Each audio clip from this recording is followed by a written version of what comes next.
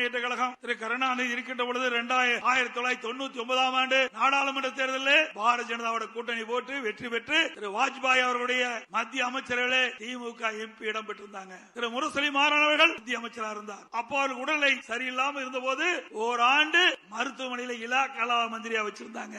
2001 சட்டமன்ற பொது தேர்தல், அப்பொழுது பாரதிய ஜனதா திமுக கூட்டணி அங்க வச்சது. அப்பெல்லாம் பாரதிய ஜனதா கட்சி நல்ல கட்சி, திமுக கூட்டணி வச்சா நல்ல கட்சி, அண்ணா திமுக கூட்டணி வச்சா மதவாத கட்சி. சிந்திச்சு பாருங்க. இன்னைக்கு தேர்தல் வருகின்ற பொழுது வாக்குகள் சிதறாமல் சிந்தாமல் எல்லா வாக்குகளையும் நிறுத்தப்படுகிற வேட்பாளருக்கு கிடைக்க வேண்டும். அப்பொழுதுதான் நம்ம நிறுத்தப்படுகிற வேட்பாளர் வெற்றி பெறுவார்.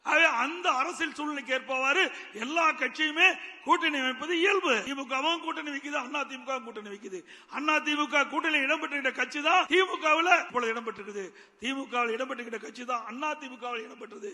இப்படி கால சூழ்நிலைக்கு ஏற்ப அந்த கூட்டணி மாறி மாறி இருக்கும். ஆனா திரு ஸ்டாலினால பொறுக்க முடியல. அண்ணா திமுக பாரதிய ஜனதா கூட்டணியை அமைச்ச உடனே கதறாரு, துடிக்கிறாரு.